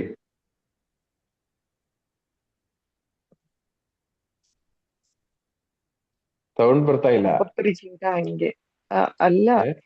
ಒಬ್ಬೊಬ್ರು ಸಂತರ ಜೀವನ ಹೆಂಗೆ ಅವ್ರಿಗೆ ಅವರೇ ಕಟ್ಟುಪಾಡಾಗಿ ಮಾಡ್ಕೊಂಡ್ರು ಅಂತ ಮನ್ಸ್ ಮಾಡಿದ್ರೆ ದಿವ್ಸ ಬಂದು ನನ್ ದೇವರದ ಡಿಸೈಪಲ್ ಇದ್ದೀನಿ, ನೀವು ನನ್ಗೆ ಇನ್ನು ಟೇಸ್ಟಿ ಮಾಡ್ಕೊಡ್ಬೋದು ಇತ್ತು ಅಂತ ಹ್ಮ್ ಹೇಳ್ಬೋದಿತ್ತು. ಆದ್ರೆ ಅದಕ್ಕೆ ಹ್ಮ್ ಪೂರ್ತಿ ಮಿಕ್ಸ್ ಮಾಡಿ ತಿನ್ನೋದು ಅಂದ್ರೆ ತುಂಬಾ ಇರ್ಬೇಕು. ಆ, ನ- ಪ್ರಿಯ, ನಮ್ ಕರೆ ಆ ಕಡೆಗೇನೆ. ನಮ್ಗಿನ್ನು ಇವ್ರು ಮಾಡ್ತಾ ಇದ್ರೆ ಅವ್ರು ಮಾಡ್ತಾ ಇದ್ರೆ ಅಂತ ಹೇಳಕ್ಕೆ ಅವಕಾಶ ಇಲ್ಲ. ನಮ್ ಕರೆ ಆ ಸೈಡ್ಗೇನೆ. ನಮ್ಮ ಇಂದ್ರಿಯಗಳನ್ನು ದೇವರ ಸಾಧನಗಳನ್ನಾಗಿ ನಾವು ಮಾಡಬೇಕಾದ ಸಮಯ ಇದು. ಇನ್ನು ಮುಂದುವರಿಸಿ ಆದ್ರೆ ಓದುವಾಗ ಕೆಲವು ಹ್ಮ್, ಬ್ರದರ್, ನೀವು ಆ, ಮೊನ್ನೆ KG ಸರ್ ಹಂಗೆ ಹೇಳಿದ್ರು. ಹ್ಮ್, ಕೆಲವ್ರನ್ನೆಲ್ಲ ನಾವ್ ಎಷ್ಟೇ ಪಾಪಗಳು ಮಾಡ್ತಿದ್ರುನು ಅದು ಸೈತಾನನ ಒಂದು ಕುತಂತ್ರ, ಸೈತಾನನ ಒಂದು ಪ್ರೇರಣೆ, ಸೈತಾನನ ಒಂದು ಇದು ಅಂತ. ಹ್ಮ್. ನಾವೆಲ್ಲ ಮಾಡ್ಬಿಟ್ಟು ಇದು ಮಧ್ಯದಲ್ಲಿ ಇಲ್ಲ ಅದು ಸೈತಾನ ಬಿಡ್ತಾ ಇಲ್ಲ ಅಂತ ಸೈತಾನನ್ಗೆ ಯಾಕೆ ಮಧ್ಯೆ ಹೇಳ್ಕೊಂತಾ ಇದೀವಿ ಅಂತ ಗೊತ್ತಿಲ್ಲ. ನಮಗ್ ಗೊತ್ತಾಗಲ್ವಾ? ನಾನ್ ಹೇಳೋದಂದ್ರೆ ಇಷ್ಟು ವರ್ಷದಿಂದ ನಾವೆಲ್ಲ ದೇವರದ ವಚನಗಳನ್ನ ಓದಿರ್ತೀವಿ, ಅದ್ರಲ್ಲೇ ಮುಳುಗಿರ್ತೀವಿ. ಅದ್ರದ್ದು ಏನು ಪ್ರಭಾವ ಅಂತ ನಮ್ಗೆ ಚೆನ್ನಾಗ್ ಗೊತ್ತಿರುತ್ತೆ. ಅದೆಲ್ಲ ಎಲ್ಲ ಗೊತ್ತಿದ್ರು ಮಾಡಿ ಈ ಸೈತಾನನ್ ಹೆಸರು ಹೇಳ್ಕೊಂಡು ಯಾಕೆ ಬಚಾವಾಗಕ್ ನೋಡ್ತಾ ಇದೀವಿ ಅಂತ. ಈಗ ನಾನು ಹೇಳೋದನ್ನೇ. ನಾವು ನಾವು ಮಾಡಬೇಕಾಗಿರೋದೆಲ್ಲ ಮಾಡಿ ಅವನ ಹೆಸರು ಹಾಕ್ತಿವಿ. ಈಗ ಪ್ರಾಬ್ಲಮ್ ಏನಂದ್ರೆ, ನೀವ್ ಹೇಳಿದಿರಾ ಇಷ್ಟು ವರ್ಷದಿಂದ ವಚನ ಆಲಿಸಿ ಅದ್ರಲ್ಲೇ ಮುಳುಗಿದ್ದೀನಿ ಅಂತ ಹೇಳಿ. ಆದ್ರೆ ಈಗ ಇವತ್ತು ಕೇಳೋ ವಚನ ಎಷ್ಟು ಸಮಯ ನಿಮ್ಮ ಹತ್ರ ಮುಳುಗಿ ಇರ್ತೀರಾ? ಇವತ್ತು ಸಾಯಂಕಾಲದವರೆಗೆ ಮತ್ತೆ ನಾವ್ ಇಲ್ಲ ಮುಳುಗ್ತಾ ಇಲ್ಲ. ಬ್ರದರ್, ಇದೆಲ್ಲ ಇಲ್ಲ. ಇದೆಲ್ಲ ಏನ್ ನಮ್ಮ ಗೊತ್ತಾ, ಒಂದು ನೀವ್ ಎಷ್ಟೇ ಇವಾಗ ಹೇಳಿದ್ರು ನಾವ್ ಇಲ್ಲಿಗಂತ ಬಂದ್ಮೇಲೆ ಬರೀ 30% ಹಂಗೆ ಹಿಂಗೆ ಅಂತ ಹೇಳೋ ಬದ್ಲು ನಾವೆಲ್ಲ ಒಂದು ಫುಲ್ ಪ್ರೈಡ್ ಅಲ್ಲಿ ಹೇಳ್ಕೊಬಹುದು. ಮರಿಯನ್ ಸ್ಟಾರ್ಟಿಗ್ ಇದ್ರಲ್ಲಿ ಇವತ್ ಮೆಂಬರ್ಸ್ ಎಲ್ಲಾನು ನಮ್ದು ಸುಮಾರು 50% ತನಕ ನಮ್ದು ಹಳೆಯ ಸ್ವಭಾವನ ನಾವ್ ಬಿಟ್ಟಿದೀವಿ. ಸಿಸ್ಟರ್ಸ್ ಇಷ್ಟು ಚೂರು ಸಾಕು. 50% ವ್ಯತ್ಯಾಸ ಆಗಿದೆ ಅಂದ್ರೆ ಆಗಲ್ಲ. ಇಲ್ಲ, ನಾವು ಹೇಳಿದೆ ನಮ್ದು ಹಳೆ ಜೀವನಾನ 100%ಗೆ ಕಂಪೇರ್ ಮಾಡಿ ಹೇಳ್ತಾ ಇದೀನಿ. ಓಕೆ. ಅದಕ್ಕೆ ನಾನು ನಂದು ಹೇಳ್ತಾ ಇದೀನಿ. ನಾನು ಹೇಳೋದೇನಂದ್ರೆ, ನಾವು ನಮ್ ಟಾರ್ಗೆಟ್ ಯಾವಾಗ್ಲೂ 100% ಇರ್ಬೇಕು. ಚೂರ್ ಇದ್ರೆ ನಾವು ಯಾವತ್ತಾದ್ರೂ ಬಿದ್ದು ಹೋಗ್ತಿದ್ವಿ ನಾವು. ಐತೆ. ಇನ್ನು ಮುಂದುವರಿಸಿ ಓದುವಾಗ ಸಂತ ಪೌಲರನ್ನ ನಾವು ಕಲಿಯೋಣ. ಮುಂದುವರಿಸಿ ಓದಿ ಕೆಲಸ. ನನ್ನಲ್ಲಿ ಅಂದರೆ ನನ್ನ ಶರೀರದ ಹ್ಮ್ ಸ್ವಭಾವದಲ್ಲಿ ಒಳ್ಳೆತನವೆಂಬುದೇನು ನೆಲೆಗೊಂಡಿಲ್ಲ. ಹ್ಮ್ ಇದು ನನಗೆ ಗೊತ್ತು, ಏಕೆಂದರೆ ಹ್ಮ್ ಒಳಿತನ್ನು ಮಾಡಬೇಕೆಂಬ ಮನಸ್ಸು ನನಗಿದ್ದರೂ ಅದನ್ನು ಹ್ಮ್ ಮಾಡಲು ನನ್ನಿಂದ ಆಗುತ್ತಿಲ್ಲ. ಪ್ರಿಯರೇ, ಸಂತ ಪೌಲ್ರಿಗೆ ಹೇಳ್ತಾ ಇದ್ರೆ, ನಮ್ಮಲ್ಲಿ ಯಾರಾದರೂ ಇದಕ್ಕಿಂತ ವಿರುದ್ಧವಾಗಿ ಹೇಳೋರಿಂದ ಇಷ್ಟನ್ನು ಹೇಳಕ್ಕಾಗ್ತಾ ಇದೆಯಾ ಅಂತ ಪ್ರಶ್ನೆ. ಓಕೆ, ಶರೀರದಲ್ಲಿ ಈ ಸ್ವಭಾವಗಳಿದೆ, ನನಗೆ ಗೊತ್ತು. ಈ ಗೊತ್ತಿರುವವರಿಗಾಗಿ ನಾವು ದೇವರಿಗೆ ಸ್ತೋತ್ರವನ್ನು ಮಾಡೋಣ. ಯಾಕಂದ್ರೆ ಗೊತ್ತಿದ್ರೆ ಮಾತ್ರನೇ ನಾವು ತಿದ್ದಕ್ಕಾಗ್ಬೋದು. ಕೆಲವರಿಗೆ ನಾನ್ ಮಾಡೋದೇ ಸರಿ, ಇದೇ ಕರೆಕ್ಟ್, ಅವರಿಗೆ ತಿದ್ದಕ್ಕೆ ಯಾರಿಗೂ ಸಾಧ್ಯ ಆಗಲ್ಲ. ತಿದ್ದಕ್ಕೆ ಹೋದ್ರೆ ಅವ್ರ ಮೇಲೆ ತಿದ್ದಕ್ಕೆ ಬರುವವರ ಮೇಲೆ ಕೋಪ ಬರುತ್ತೆ. ಪ್ರಿಯರೇ, ಫಸ್ಟ್ ಅಂಡ್ ಫಾರ್ಮೋಸ್ಟ್ ಬೇಕಾಗಿರೋದು ನನ್ನ ಅವಸ್ಥೆ ನಾನು ಕಂಡುಹಿಡಿಯಬೇಕು. ಇನ್ನು ಮುಂದುವರಿಸುವಾಗ ಮತ್ತೆ ಫೋನೇ ನಾನು ಮಾಡಲ್ಲ. ಯಾರು ತಿದ್ಬಿಟ್ರೆ ಮತ್ತೆ ಅವರಿಗೆ ಫೋನೇ ಮಾಡಲ್ಲ, ಫೋನ್ ಎತ್ತೋದೂ ಇಲ್ಲ.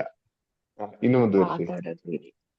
ನಾನು ಬಯಸುವ ಒಳ್ಳೆಯದನ್ನು ಮಾಡದೆ ನಾನು ಬಯಸದ ಕೆಟ್ಟದನ್ನೇ ಮಾಡುವನಾಗಿದ್ದೇನೆ. ಹ್ಮ್ ನಾನು ನಾನು ಬಯಸದೆ ಬಯಸುವ, ಪ್ರಿಯರ್, ಇದು ನಮ್ಮೊಬ್ಬೊಬ್ಬರ ಅವಸ್ಥೆ ಇದೆ. ಆದ್ರೆ ಈ ರೀತಿ ಹೇಳಕ್ಕೆ ನಮ್ಗೆ ಧೈರ್ಯ ಇದೆಯೋ ನಮ್ಗೆ ಗೊತ್ತಿಲ್ಲ. ಇದು ಮಾಡಬೇಕು ಅಂತ ಆಸೆ ಇತ್ತು, ಆದ್ರೆ ಇದು ಮಾಡಕ್ ಆಗ್ತಾ ಇಲ್ಲ. ಓಕೆ, ಇನ್ನು ಮುಂದುವರಿಸಿ.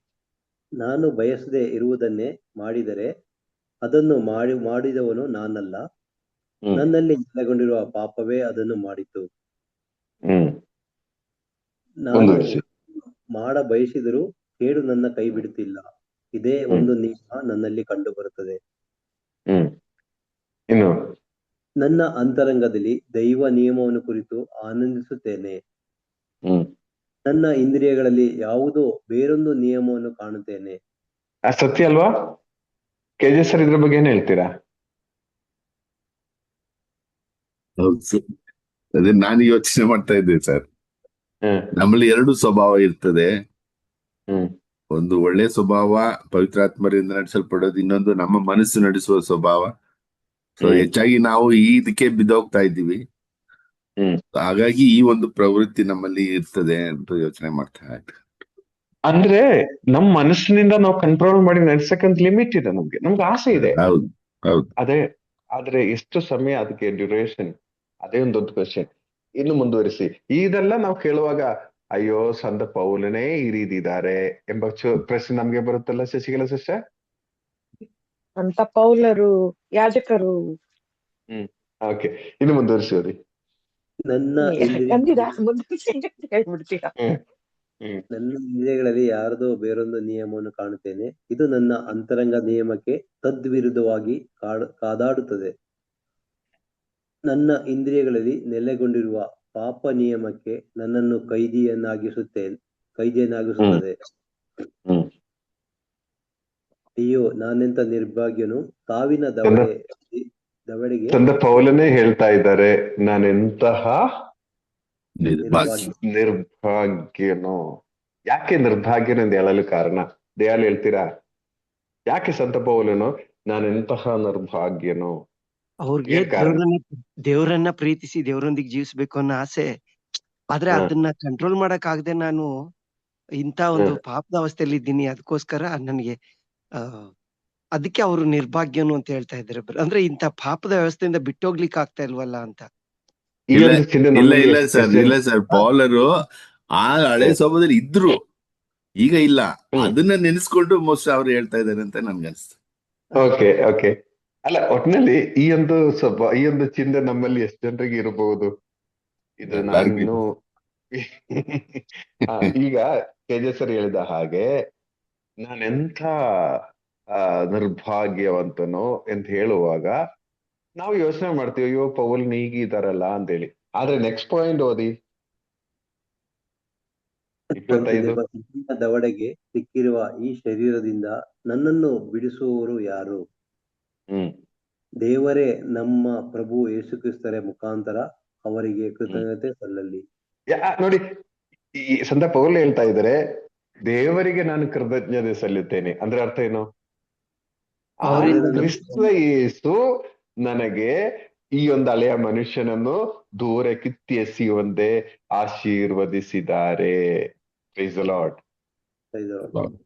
ನನ್ನ ಅವಸ್ಥೆ ಹೀಗಿತ್ತು, ಆದ್ರೆ ಕ್ರಿಸ್ತ ಯೇಸು ಈ ಅವಸ್ಥೆಯಿಂದ ನನ್ನನ್ನು ಬಿಡುಗಡೆಗೊಳಿಸಿದ್ದಾರೆ. ಪ್ರಿಯರೇ, ಬಿಡುಗಡೆಗೊಳಿಸುವ ಪ್ರೋಸೆಸ್ 8ನೇ ಅಧ್ಯಾಯದಲ್ಲಿ 11ನೇ ವಾಕ್ಯ ಮತ್ತು 13, 14 ವಾಕ್ಯಗಳಲ್ಲಿದೆ. 8, 11 ಓದಿ. ಯೇಸುವನ್ನು ಮರಣದಿಂದ ಎಬ್ಬಿಸಿದ ದೇವರ ಆತ್ಮ ನಿಮ್ಮಲ್ಲಿ ನೆಲೆಗೊಂಡಿರಲಿ. ಆಗ ಕ್ರಿಸ್ತ ಯೇಸುವನ್ನು ಮರಣದಿಂದ ಎಬ್ಬಿಸಿದ ದೇವರು ನಿಮ್ಮಲ್ಲಿ ನೆಲೆಗೊಂಡಿರುವ ಆತ್ಮನ ಮುಖಾಂತರ ನಿಮ್ಮ ನಶ್ವರ ದೇಹಗಳಿಗೆ ಜೀವವನ್ನೀಯುವರು. ಓಕೆ, ಈ ವಚನದ ಅರ್ಥ ಹೇಳ್ತೀರಾ ಯಾರಾದ್ರೂ? ದಯಾಲ್ ಹೇಳ್ತೀರಾ? ಇನ್ನೊಮ್ಮೆ 8, 11 ಬ್ರದರ್, ಇನ್ನೊಂದೇ ಒಂದ್ಸರಿ ಓದ್ಲಿಕ್ಕೆ ಹೇಳಿ. ಇನ್ನೊಮ್ಮೆ ಓದಿ. ಯೇಸುವನ್ನು ಮರಣದಿಂದ ಎಬ್ಬಿಸಿದ ದೇವರ ಆತ್ಮ ನಿಮ್ಮಲ್ಲಿ ನೆಲೆಗೊಂಡಿರಲಿ. ಆಗ ಯೇಸುವನ್ನು ಎಲ್ರು ಕೇಳಿ ಶ್ರದ್ಧೆಯಿಂದ. ಯೇಸುವನ್ನು ಮರಣದಿಂದ ಎಬ್ಬಿಸಿದ ಆತ್ಮ ನಿಮ್ಮಲ್ಲಿ ನೆಲೆಗೊಂಡಿರಲಿ. ಯೇಸುವನ್ನು ಮರಣದಿಂದ ಎಬ್ಬಿಸಿದ ಆತ್ಮ ನಿಮ್ಮಲ್ಲಿ ನೆಲೆಗೊಂಡಿರಲಿ. ಆಗ ಕ್ರಿಸ್ತ ಯೇಸುವನ್ನು ಮರಣದಿಂದ ಎಬ್ಬಿಸಿದ ದೇವರು ನಿಮ್ಮಲ್ಲಿ ನೆಲೆಗೊಂಡಿರುವ ಆತ್ಮನ ಮುಖಾಂತರ ನಿಮ್ಮ ನಶ್ವರ ದೇಹಗಳಿಗೆ ಜೀವವನ್ನೀಯುವರು. ನಮ್ಮ ನಶ್ವರ ದೇಹಗಳಿಗೆ ಜೀವ ಕೊಡೋದು ಯಾವಾಗ, ಹೇಗೆ? ಪವಿತ್ರಾತ್ಮರದು. ಪವಿತ್ರಾತ್ಮ ನಮ್ಮಲ್ಲಿ ನೆಲೆಗೊಂಡಿದ್ದ ಶಕ್ತಿ ಇದೆಯಲ್ಲ, ಆ ಶಕ್ತಿ ನಿಮ್ಮಲ್ಲಿ. ಯೇಸುವನ್ನು ಮರಣದಿಂದ ಎಬ್ಬಿಸಿದ ಆತ್ಮ ನಮ್ಮಲ್ಲಿ ನೆಲೆಗೊಳ್ಳುವಾಗ, ಪವಿತ್ರಾತ್ಮನ ನಮ್ಮಲ್ಲಿ ನೆಲೆಗೊಳ್ಳುವಾಗ, ಈ ಆತ್ಮರ ಶಕ್ತಿಯಿಂದ ನಮ್ಮ ಆತ್ಮ ಇದೆಯಲ್ಲ, ಸೋಲ್, ನಮ್ಮ ಆತ್ಮದ ಮುಖಾಂತರ ಈ ಇಂದ್ರಿಯಗಳನ್ನು ಏನ ವಚನ ಕೊನೆಯಲ್ಲಿ? ನಮ್ಮನ್ನು ಮರಣದಿಂದ ಆತ್ಮನ ಮುಖಾಂತರ ನಿಮ್ಮ ನಶ್ವರ ದೇಹಗಳಿಗೆ ಜೀವವನ್ನು. ನಶ್ವರ ಅಂದ್ರೆ ನಶಿಸಿ ಹೋಗುವ ಈ ದೇಹಗಳನ್ನು ಈ ಇಂದ್ರಿಯಗಳನ್ನು, ಪಾಪಕ್ಕೆ ಗುಲಾಮರಾಗಿರುವ ಇಂದ್ರಿಯಗಳನ್ನು ಏನ್ ಹೇಳ್ತೀರಾ, ಜೀವಕ್ಕೆ ಕರಕೊಂಡೋಗುವರು. Praise the Lord. ಸೊ ಈ ಇಂದ್ರಿಯಗಳ ನಿಯಂತ್ರಿಸೋದು ನಾವು ಕಂಟ್ರೋಲ್ ಮಾಡ್ತಾ ಇದೀವಿ. ಬಂದು ನಾವು ಪವಿತ್ರಾತ್ಮರಿಂದ ನಾವು ತುಂಬಲ್ಪಡುವಾಗ, ಪವಿತ್ರಾತ್ಮನನ್ನು ನಾವು ತಟ್ಟಿ ಎಬ್ಬಿಸುವಾಗ ಏನಾಗ್ತದೆ, ನನ್ನ ಇಂದ್ರಿಯಗಳವರ ನಿಯಂತ್ರಣದಲ್ಲಿ ಬರುತ್ತೆ. Praise the lord. ನಮ್ಮ ನಾಲಿಗೆ ಅವರ ನಿಯಂತ್ರಣದಲ್ಲಿ ಬರುತ್ತೆ, ನಮ್ಮ ಕೈಗಳು ಅವರ ನಿಯಂತ್ರಣದಲ್ಲಿ ಬರುತ್ತೆ, ಕಣ್ಗಳವರ ನಿಯಂತ್ರಣದಲ್ಲಿ ಬರುತ್ತೆ. ಸೊ ಈಗ ನಾವು ಯಾರಿಗೆ ಗುಲಾಮರಾಗ್ತೀವಿ ಆಗ? ಪವಿತ್ರಾತ್ಮರಿಗೆ, ಪವಿತ್ರ ದೇವರಿಗೆ. ನೀವು ನೋಡಿ, ದೇವರಿಗೆ ಗುಲಾಮರಾಗುವಾಗ ನಾವ್ ಹೇಗಿರ್ತೀವಿ? ನಮ್ಗೆ ಕೆಲವು ಮಾಡಕ್ಕಾಗಲ್ಲ. ನಾವು ದೇವರಿಗೆ ಆ ಒಂದು ರೇಂಜಿಗೆ ನಾವು ಹೋಗುವಾಗ, ಯೇಸುವನ್ನು ಮರಣದಿಂದ ಎಬ್ಬಿಸಿದ ಆತ್ಮ ನಿಮ್ಮಲ್ಲಿ ನೆಲೆಗೊಳ್ಳುವುದಾದರೆ, ಯೇಸುವನ್ನು ಮರಣದಿಂದ ಎಬ್ಬಿಸಿದ ಆತ್ಮದ ಅದೇ ಶಕ್ತಿಯಿಂದ ಆ ಆತ್ಮ ನಿಮ್ಮ ಆತ್ಮದೊಂದಿಗೆ ನಿಮ್ಮ ನಶ್ವರ ಶರೀರಕ್ಕೆ ಜೀವ ಕೊಡುವರು. Price the lord. ಈ ಆತ್ಮ ನಮ್ಮಲ್ಲಿ ತುಂಬಬೇಕು. ಇನ್ನು ಈ 8:13 ಓದಿ. ನೀವು ಶರೀರ ಸ್ವಭಾವಕ್ಕೆ ಅನುಸಾರವಾಗಿ ಬಾಳಿದರೆ ಖಂಡಿತವಾಗಿ ಸಾಯುವರಿ. ಪವಿತ್ರಾತ್ಮ ಅವರ ನೆರವಿನಿಂದ ದೈಹಿಕ 6ನೇ ಅಧ್ಯಾಯದಿಂದ ಸಂತ ಪೌಲರು ಪ್ರಾರಂಭಿಸ್ತಾ ಇದ್ದಾರೆ. ಶರೀರದ ಸ್ವಭಾವ, ದೇವರ ಸ್ವಭಾವ, ಶರೀರ ಸ್ವಭಾವ, ದೇವರ ಸ್ವಭಾವ. ಇಲ್ಲಿ ಹೇಳ್ತಾ ಇದ್ರೆ ಇನ್ನು ನೀವು ಶರೀರ ಸ್ವಭಾವಕ್ಕೆ ಅನುಸಾರವಾಗಿ ಜೀವಿಸಿದ್ರೆ ನೀವು ಸಾಯುವಿರಿ ಅಂದ್ರೆ ನಿಮ್ಮ ಆತ್ಮ, ಆಯ್ತಾ? ಆದರೆ ಇದರಿಂದ ನಾವು ಜಯಿಸ್ಬೇಕಾದ್ರೆ ಏನ್ ಮಾಡ್ಬೇಕು? ಓದಿ. ಪವಿತ್ರಾತ್ಮರು ಅವರ ನೆರವಿನಿಂದ ದೈಹಿಕ ದುರಭ್ಯಾಸಗಳನ್ನು ದಮನ ಮಾಡಿದರೆ ಜೀವಿಸುವಿರಿ. ನೋಡಿ, ನಮ್ಮ ಬುದ್ಧಿಯಿಂದ, ನಮ್ಮ ಶಕ್ತಿಯಿಂದ ದೈಹಿಕ ದುರಭ್ಯಾಸಗಳನ್ನು ದಮನ ಮಾಡಲು ನಮ್ಗೆ ಸಾಧ್ಯ ಇಲ್ಲ. ಆದರೆ ಪವಿತ್ರಾತ್ಮರವರ ಮುಖಾಂತರ ನಮ್ಮ ದೈಹಿಕ ದುರಭ್ಯಾಸಗಳು, ಶರೀರದ ಸ್ವಭಾವಗಳು ದಮನ ಮಾಡಬೇಕು. ನಾವು ಆ ಶಿಲುಬೆಗೆ ಜಜ್ಜಬೇಕು. ನಾವು ಪವಿತ್ರಾತ್ಮರವರ ಮುಖಾಂತರ ನಮ್ಮ ದೈಹಿಕ ಸ್ವಭಾವಗಳು, ಆಗ ನಾವು ಏನಾಗ್ತೀವಿ? ಯಾರು ಸರಿ, ಇದೊಂದು ಎಕ್ಸ್ಪ್ಲೈನ್ ಮಾಡ್ತೀರಾ? ಪವಿತ್ರಾತ್ಮರು ನಮ್ಮಲ್ಲಿ ನೆಲೆಸಿದ್ದಾಗ ಮಾತ್ರ ನಮಗೆ ಈ ನಮ್ಮ ಹಳೆಯ ಸ್ವಭಾವಗಳನ್ನ ಸಾಯಿಸಲು ಅಥವಾ ನಿರ್ನಾಮ ಮಾಡಲು ಸಾಧ್ಯ. ಇಲ್ಲಾಂದ್ರೆ ಅದು ಸಾಧ್ಯವೇ ಇಲ್ಲ ಸರ್. ಹಳೆ ಸ್ವಭಾವದಲ್ಲೇ ನಾವು ಮುಂದುವರ್ಕೊಂಡು ಹೋಗ್ತೀವಿ. ಅಂದ್ರೆ ಪವಿತ್ರಾತ್ಮರು ನಮ್ಮಲ್ಲಿ ಶಕ್ತವಾಗಿ ನೆಲೆಗೊಳ್ಳುವಾಗ ನಮ್ಮ ಕಣ್ಣುಗಳು ಅವರ ಕಂಟ್ರೋಲ್ ಅಲ್ಲಿ ಆಗ್ತದೆ. ಇದು ನೋಡಬಾರ್ದು ಪವಿತ್ರಾತ್ಮ ಹೇಳೋದಾದ್ರೆ ನಮ್ಗೆ ಅದ್ ನೋಡಕ್ ಆಗಲ್ಲ. ನಮ್ ಕಿವಿಗಳು ಅವರ ಕಂಟ್ರೋಲ್ ಅಲ್ಲೇ ಆಗ್ತದೆ, ನಮ್ ನಾಲಿಗೆ ಅವರ ಕಂಟ್ರೋಲ್ ಅಲ್ಲಿ ಆಗ್ತದೆ. ಸಿಚುವೇಶನ್ ಮಾತ್ರ ಆಗಲ್ಲ. ಮತ್ತೆ ಅವರಿರ್ಲಿ, ಇವರಿರ್ಲಿ, ಯಾರು ಇಲ್ದೇ ಇರ್ಲಿ, ನಾವು ಒಂದೇ ಸ್ವಭಾವ ಆಗ್ತದೆ. ಮತ್ತೆ ನಮ್ಮನ್ನು ಕೆಲವೊಮ್ಮೆ ಗೂಬೆ ಅಂತ ಕರಿತೀವಿ. ಇದು ನಾವು ಯೋಚನೆ ಮಾಡಿ ಕರೆಯೋದಲ್ಲ, ನಮ್ ನಾಲಿಗೆಯಲ್ಲಿ ಇದೆ, ಈ ಸ್ವಭಾವ ಇದೆ. ಆದ್ರೆ ಪವಿತ್ರಾತ್ಮರ ನಿಮ್ಮ ನಾಲಿಗೆ ಕಂಟ್ರೋಲ್ ಮಾಡುವಾಗ ನಿಮ್ಮ ನಾಲಿಗೆಯಿಂದ ಇದೆಲ್ಲ ಬರಲ್ಲ. ಅವರ ಹಿಡಿತದಲ್ಲಿ ನಮ್ಮ ನಾಲಿಗೆ ಇರ್ತದೆ. ಪ್ರಿಯರೇ, ಆಗ ಔಟರ್ ಸಿಚುವೇಶನ್ ಮಾತ್ರ ಆಗಲ್ಲ. ನೀವು ಎಲ್ಲಿ ಇದ್ದರು ನಿಮ್ಮನ್ನು ಪವಿತ್ರಾತ್ಮರು ನಿಯಂತ್ರಿಸುವರು. ಪ್ರಿಯರೇ, ಈ ರೇಂಜಿಗೆ ನಾವು ಬರಬೇಕು. ಈ ರೇಂಜಿಗೆ ಬರುವಾಗ ನಾವು ಯಾರಾಗ್ತೀವಿ ಅಂದರೆ 8:15 ಹೇಳ್ತಾ ಇದೆ, ದೇವರು ನಿಮಗೆ ದಯಪಾಲಿಸಿರುವ ಆತ್ಮ ನಿಮ್ಮನ್ನು ಮತ್ತೊಮ್ಮೆ ಗುಲಾಮನರಾಗಿಯೂ ಭಯಭೀತರನ್ನಾಗಿಯೂ ಮಾಡುವುದಿಲ್ಲ. ಈ ಆತ್ಮರು, ಬದಲಿಗೆ ನಮ್ಮಲ್ಲಿ ಬಂದಿರುವ ಆತ್ಮರು ನಮ್ಮನ್ನು ಗುಲಾಮರಾಗಿ ಮತ್ತೆ ಮಾಡಲ್ಲ, ಭಯಭೀತರಾಗಿಯೂ ಮಾಡಲ್ಲ. ಮುಂದುವರಿಸಿ. ಬದಲಿಗೆ ನಿಮ್ಮನ್ನು ದೇವರ ಮಕ್ಕಳನ್ನಾಗಿಸುತ್ತದೆ. ಆ ಆತ್ಮದ ಮೂಲಕವೇ ನಾವು ದೇವರನ್ನು ಅಪ್ಪ, ತಂದೆಯೇ ಎಂದು ಕರೆಯುತ್ತೇವೆ. ಈ ಆತ್ಮವಾಗಿದೆ ನೋಡಿ, ಹೆಸರಿಗೆ ಇವರು ನಮ್ಮ ತಂದೆ ಎಂದು ಹೇಳುವುದಲ್ಲ. ಈ ಪವಿತ್ರಾತ್ಮರನ್ನು ನಮ್ಮ ಇಂದ್ರಿಯಗಳು ನಿಯಂತ್ರಿಸಲು ಪ್ರಾರಂಭಿಸುವಾಗ ನಾವು ಮೇಲೆ ನೋಡ್ತೇವೆ, ಅಪ್ಪ, ತಂದೆಯೇ ಎಂದು ಕರೆಯುವ ಈ ಸ್ವಾಮಿ ಪಿತನೇ ಎಂದು ಕರೀತಾ ಇದ್ರಲ್ಲ, ಅದೇ ಆತ್ಮ ನಮ್ಮನ್ನು ಪಿತನೇ ಎಂದು ಕರೆಯುವಂತೆ ಮಾಡುವರು. ಅಪ್ಪ ಪಿತನೇ ಎಂದು ಕರೆಯುವ ಒಂದು ಅವಸ್ಥೆಗೆ ನಾವು ಬರುವುದು. ಮುಂದುವರಿಸಿ ಓದಿ.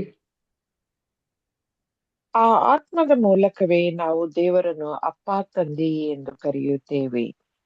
ನಾವು ದೇವರ ಮಕ್ಕಳೆಂಬುದಕ್ಕೆ ದೇವರ ಆತ್ಮ ನಮ್ಮ ಅಂತರಾತ್ಮದೊಂದಿಗೆ ಸಾಕ್ಷಿ ನುಡಿಯುತ್ತಾರೆ. ದೇವರ ಆತ್ಮ ನಮ್ಮ ಅಂತರಾತ್ಮ, ನಮ್ಮ ಸೋಲಿಗೆ ಹೇಳ್ತಾ ಇರ್ತದೆ, ನೀವ್ಯಾರು?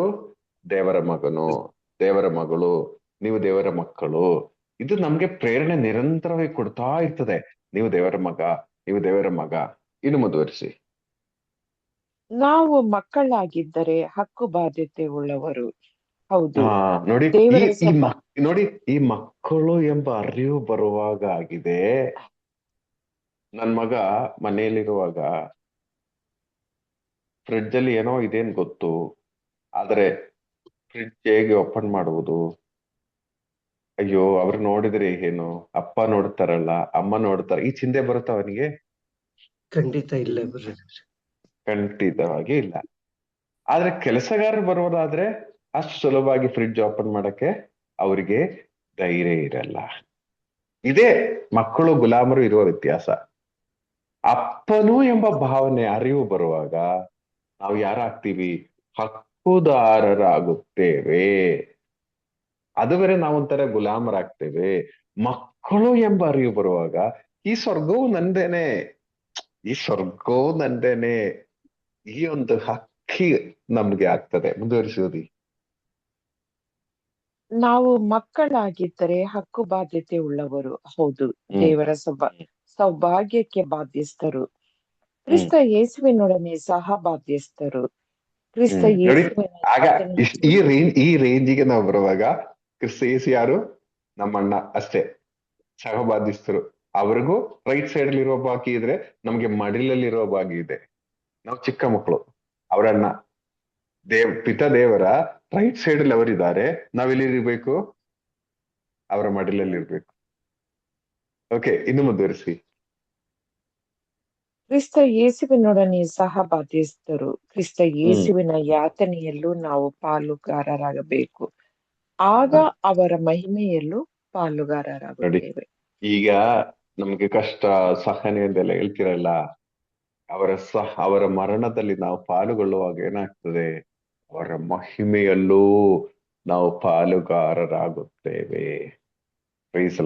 ಈ ಸಹನೆಯಲ್ಲಿ ಪಾಲುಗೊಳ್ಳುವುದಂತ ಹೇಳುವುದೇ ಕೆಲವು ಕಾರ್ಯಗಳು ಬೇಡ ಅಂತ ಹೇಳುವುದು, ಕೆಲವು ಕಾರ್ಯಗಳು ಎಸ್ ಅಂತ ಹೇಳುವುದು, ನಮ್ಮ ಲೋಕದ ರೀತಿಯಲ್ಲಿ ನಾವು ಏನು ಇಲ್ಲ ಎಂದು ಬೇರೆಯವ್ರು ನಮ್ಮನ್ನು ಬಯಸುವುದು, ಇವರೆಲ್ಲ ಬುದ್ಧಿ ಇಲ್ಲದೆ ಇರುವರು ಅಂತ ಹೇಳುವುದು, ಮುಂಜಾನೆ ಎದ್ದೇಳುವರು ಮೂರ್ಖರು ಅಂತ ಹೇಳುವುದು. ಈ ರೀತಿ ನಾವು ಕೆಲವು ದುರಂತಗಳು, ನೋವುಗಳು ಸಹಿಸುವಾಗ ಏನಾಗ್ತದೆ? ಅವರ ಮಹಿಮೆಯಲ್ಲೂ ನಾವು ಪಾಲುಗಾರರಾಗ್ತೀವಿ. ಈ ರೇಂಜ್ ಬರುವಾಗ ಪ್ರಿಯರೇ, ನೀವಾಗಿ ಇನ್ನು ನಾನು ಸುಳ್ಳು ಹೇಳಾಗಲ್ಲ ಅಂತ ಹೇಳಬೇಕಾದ ಅಗತ್ಯ ಇಲ್ಲ. ನಿಮ್ಗೆ ಸುಳ್ಳು ಹೇಳಕ್ ಆಗಲ್ಲ.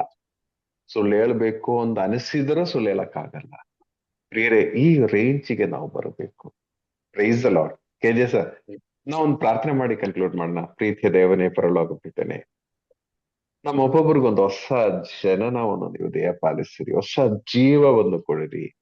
ನಮ್ಮ ಆತ್ಮಗಳನ್ನು ನಿಯಂತ್ರಿಸುವ, ನಮ್ಮ ಆತ್ಮಗಳು ಆತ್ಮರು ನಿಯಂತ್ರಿಸುವ, ನಮ್ಮ ಕಣ್ಣುಗಳು, ಕಿವಿಗಳು, ನಮ್ಮ ಇಂದ್ರಿಯಗಳೆಲ್ಲ ಪವಿತ್ರಾತ್ಮನ ನಿಯಂತ್ರಿಸುವ ಆ ಒಂದು ಅವಸ್ಥೆಯಲ್ಲಿ ನಾವು ಬರುವಂತೆ, ನಮ್ಮ ಇಂದ್ರಿಯಗಳಲ್ಲಿರುವ ದುಷ್ಟ ಶಕ್ತಿಗಳನ್ನು ಆತ್ಮರು ದಮನ ಮಾಡುವ ಒಂದು ರೇಂಜಿಗೆ ನಾವು ಬರುವಂತೆ, ಆಗ ನಾವು ಅಪ್ಪ ಪಿತನೆಯನ್ನು ನಿಮ್ಮನ್ನು ಕರೆದು ಯೇಸುವಿನ ಜೊತೆಗೆ ಸಹಬಾಧ್ಯಸ್ಥರಾಗಿ ನಾವು ನೆಲ ನಿಲ್ಲುವಂತೆ, ಬೇಕಾಗಿರುವ ಮಹಾ ಕೃಪೆಯೆಡೆಗೆ ನಾವು ನೋಡುವರಾಗುವಂತೆ, ಆ ಕೃಪೆ ನಮ್ದು ಸ್ವಂತವಾಗುವಂತೆ ನಮ್ಮನ್ನ ಆಶೀರ್ವಹಿಸಿರಿ. ನಮ್ಮ ಒಬ್ಬೊಬ್ಬರನ್ನು, ಇಲ್ಲಿ ಸೇರಿರುವ ಪ್ರತಿಯೊಬ್ಬರನ್ನು, ಇವತ್ತು 17 ಜನ ಇಲ್ಲಿ ಸೇರಿದ್ದಾರೆ, ಈ 17 ಜನರನ್ನು ಸ್ವಾಮಿ ನೀವು ಆಶೀರ್ವದಿಸಿ ಎಂದು ನಾವು ಪ್ರಾರ್ಥಿಸ್ತೇವೆ. ನಮ್ಮ ಮರಿಯ ಪ್ರಸಾದ ಪೂರ್ಣೆ, ಪ್ರಭು ನಿಮ್ಮೊಡನೆ ಇದ್ದಾರೆ, ಸ್ತ್ರೀಯರಲ್ಲಿ ನೀವು ಧನ್ಯರು ಮತ್ತು ನಿಮ್ಮ ಉದರದ ಫಲವಾದ ಯೇಸು ಧನ್ಯರು. ಶುದ್ಧ ಮರಿಯ ದೇವಮಾತೆ, ಪಾಪಿಗಳಾಗಿರುವ ನಮಗಾಗಿ ಈಗಲೂ ನಮ್ಮ ಮರಣದ ಸಮಯದಲ್ಲಿ ಪ್ರಾರ್ಥಿಸಿರಿ. Amen. Praise the lord. KJ sir.